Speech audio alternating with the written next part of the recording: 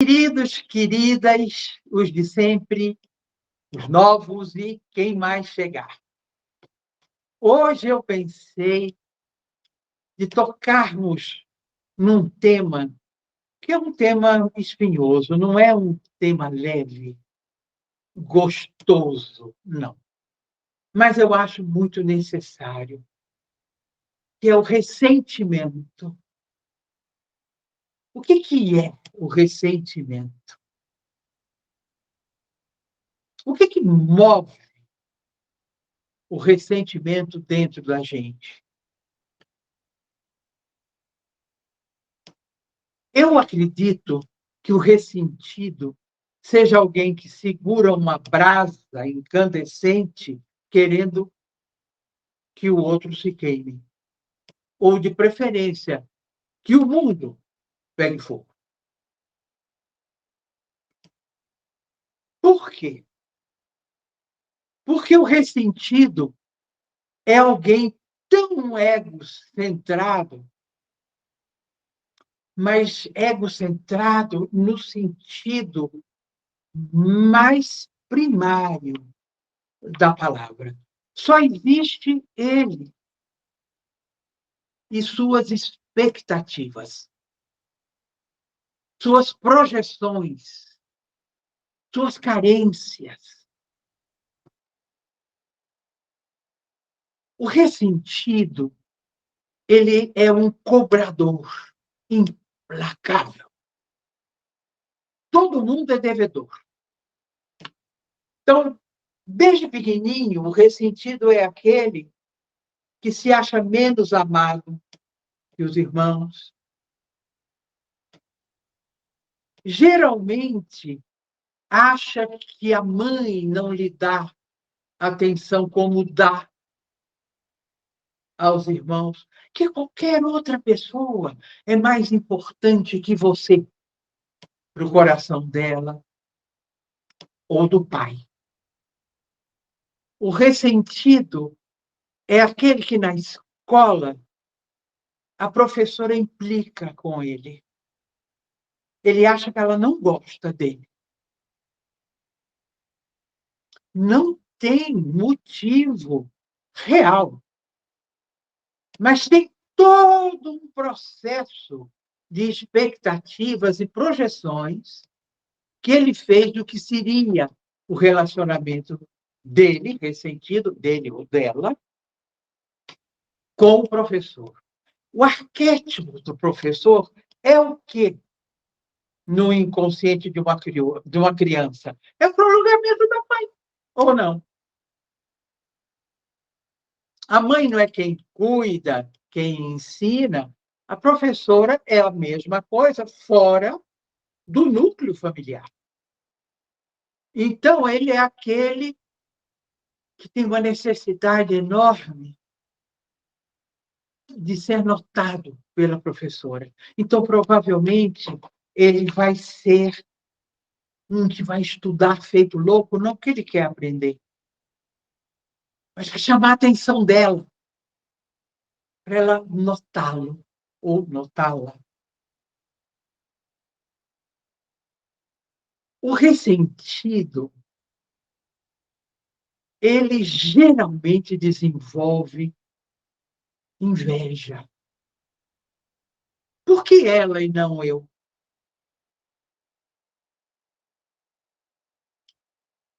Eu sou muito melhor. Eu tenho muito mais condição de estar nesse posto do que ela ou ele. Então, por que eu sou excluído? Isso é um raciocínio típico, estrutural do ressentido. Porque ele fica nesse egocentrismo tão fechado, ele, além de desenvolver inveja, ele desenvolve um olhar mesquinho sobre as coisas, sobre as pessoas, sobre ele, sobre o que é a vida. um olhar estreito. E à medida que esse ressentimento é alimentado, porque ele nutre esse ressentimento.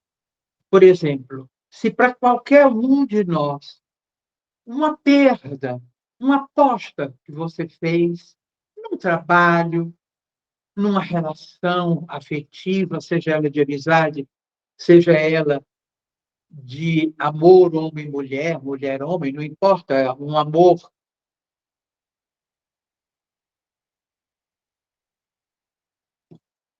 não deu certo. O que é que ele faz, o ressentido?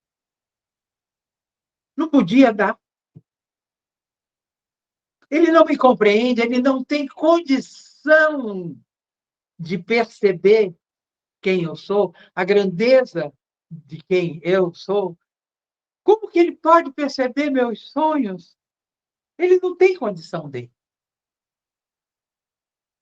Por quê? Porque o ressentido, como ele se diminui, ele se desconsidera e é um cobrador implacável dos outros, da vida, de Deus. Se for uma pessoa que acredite em Deus, ou se for ateu, esse mecanismo vai acontecer da mesma maneira. Porque é ilimitada a sua cobrança.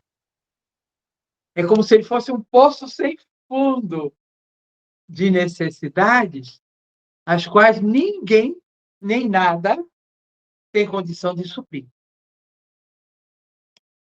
Portanto, o ressentimento, ele faz com que você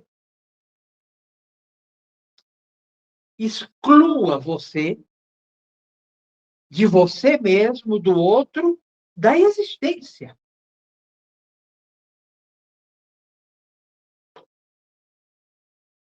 Você já ouviu, tenho certeza, ou talvez até tenha dito, eventualmente. Mas por que eu? Por que comigo? O que que existe atrás disso que a gente diz, eventualmente, se bem que o ressentido diz o tempo todo. Por que não com você? A pergunta é o contrário. Não é por que você, porque aconteceu comigo. É por que não? No que você é melhor? Por que você está imune a um revés da vida, a um sofrimento eventual? No que você é melhor? Você tanto aprendiz quanto eu. O ressentido tem uma enorme dificuldade de ouvir. Por quê? Porque ele não sabe aprender. E para você aprender, você tem que se colocar com o ouvido, com os olhos, com sua respiração, o seu tato, o seu paladar, sua percepção integradas numa atenção plena daquilo que você quer aprender. Porque nós somos aprendizes do aprendizado. E nós precisamos apreender o conhecimento. O ressentido sabe tudo. Então, quem precisa aprender é você. Ele nunca. Ele é o dono da verdade. Ele diz muito isso. Ah, é? Você é que pensa. Como quem diz, coitado, né? Coitada. Pensa que sabe das coisas. Se você disser para ele, então me fala o que é, já que o que eu penso não tem importância, eu estou equivocado, equivocada, então fala a verdade para mim. Ele vai olhar para você com aquela cara de: hã? Por quê? Porque ele não sabe. Mas ele precisa dizer que você não sabe. Ele se acha tão pouquinho, tão sem importância, tão sem significado, que ele precisa te diminuir. E por que ele se acha tão pequeno, tão sem importância, tão sem significado? Porque ele gira em torno daquele ego, personalidade, que no caso dele é tão frágil que se deixa levar, magoar, ferir e conduzir à deriva. É como uma casca de nós no oceano, sem rumo, sem meta, sem direção.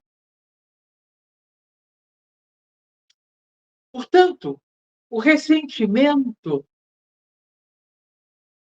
é um inimigo seríssimo e ele pode se transformar numa das estruturas de uma personalidade. Então, você se autodestrói e se autocondena à infelicidade. Você sabe qual é a grande aspiração, eventualmente, de um ressentido estrutural? A vingança. Quando você ouvir alguém dizer vingança, é um prato que se come frio. Esse é um ressentido. Ele pode passar uma vida esperando o momento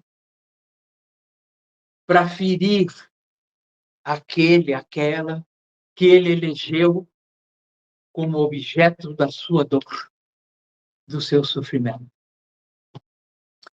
Ora, se você tem como meta, como objetivo de vida a vingança, você tem que se sentir sem importância, sem valor, sem significado. Claro que nem todo mundo é um ressentido estrutural, mas todos nós temos momentos onde ele nos visita. A primeira coisa, o primeiro sinal que ele der, diga: você não faz parte da minha busca de mim mesmo. Eu não quero ser prisioneira de uma imagem negativa de mim, e muito menos de uma imagem negativa da vida. Presta atenção, o ressentimento é melífluo, ele se esgueira pelos cantos, gosta de uma autopiedade. Eu disse que era um tema espinhoso, não é um tema muito agradável, mas eu acho muito necessário, principalmente que estamos dando um salto de qualidade. Você vai dizer, como?